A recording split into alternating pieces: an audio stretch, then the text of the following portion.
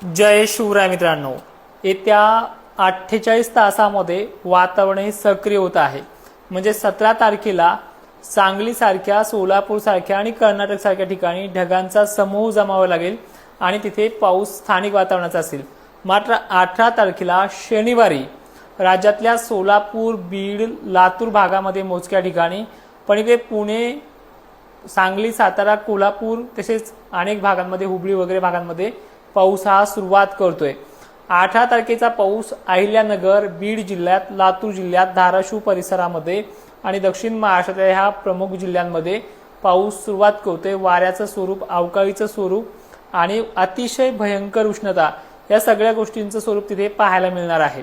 त्यानंतर 19 तारीख जी आहे ती महाराष्ट्रातल्या उत्तरेकडील भागाकडे सरकते। म्हणजे त्यामध्ये जवळपास आपण पाहिलं तर पुण्याचा समावेश पुन्हा रिटर्न त्याच दिवशी तर आहेच, ज्या 18 तारखेला आहे आणि दुसरी आहे, पण याचा प्रभाव खाली लातूर जिल्ह्यामध्ये, नांदेड परिसरामध्ये, परभणी, बीड जिल्ह्यामध्ये, धाराशिवसह अनेक भागांमध्ये जालन्याचाही नंबर 19-20ला लागतो आहे। तर या कालावधीमध्ये या जिल्ह्यांमध्ये परत वादळी वातावरण, स्थानिक वातावरणासारखा पाऊस होणार आहे। व्याप्तीचा विषय सांगितलं तुम्हाला मी मागे सुद्धा, 25च्याही काही ठिकाणी पुढे जाऊ शकते। 25% व्याप्ती याची आहे। जवळपास सर्व कांदा उत्पादक शेतकऱ्यांना किंवा सर्व कांदा टोळ उत्पादकांना सर्वांचं नुकसान होईल अशा प्रकारची भीती नाहीये। मात्र थोडेफार गाव खेडे याच्यामध्ये सापडू शकतात। त्यानंतर ज्यांचा कोणाचा कांदा असेल वगैरे असेल तर दक्षिण महाराष्ट्रातल्या शेतकऱ्यांनी तो झाकूनच ठेवावा लागणार आहे, ज्यामध्ये पुणे, सांगली, सोलापूर, कोल्हापूर, बीड भाग आणि अहिल्यानगर हा 18 तारखेला। 18 तारखेचं वातावरण जर सरकलं वाऱ्याच्या वेगाने तर ते पुढे पण जाऊ शकतं परभणी, मराठवाड्यातल्या दक्षिणेकडील भागांमध्ये, लातूर परिसर। त्यामुळे 18 आणि 19ला माल उघडा ठेवू नका अशी विनंती आहे। नाशिक क्षेत्र, धुळे, छत्रपती संभाजीनगर या कालखंडामध्ये तुम्हाला वारे थोडे जोराने आहेत, त्यामुळे पाऊस टिकेल याची गॅरंटी देता येत नाहीये। पण इथे वातावरण खूप बिघडणार आहे, मोठ्या प्रमाणात आभाळ देखील येणार आहे। त्यामुळे जळगावकर असतील, नाशिककर असतील, खाली बुलढाणाकर असतील, जालना असेल, हिंगोली असेल वगैरे भाग, तुम्ही कमीत कमी 19 पासून ते 21 पर्यंत सतर्क राहा। आणि पुढे सुद्धा 27, 28, 30 एप्रिल पर्यंत देखील वातावरण खराब राहण्याची शक्यता आहे। त्यामुळे या दोन्हीची शक्यता तुम्हाला मागे पण जवळपास 20 दिवस अगोदर सांगितलेले की अशा प्रकारचं घेऊन होऊ शकतं। कुणी कुणी काय नियोजन केलंय ते कमेंटमध्ये सांगा। ह्या पावसाबद्दल अजूनही स्पष्टता मोकळ्यापणाने व्यक्त करतोय। तर 18 तारखेचा हा जो काही वातावरणाचा परिणाम आहे कोल्हापूर, सांगली, सातारा, पुणे, सोलापूर भागांमध्ये आहे। याच्यामध्ये अहिल्यानगर, बीड, लातूर परिसर देखील येऊ शकतो।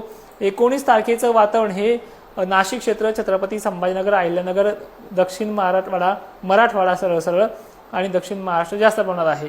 विदर्भासाठी सांगायचं झालं तर अकोला, अमरावतीपर्यंत वाऱ्याची मजल ही थोडी उशिरा जाईल, पण जाईल।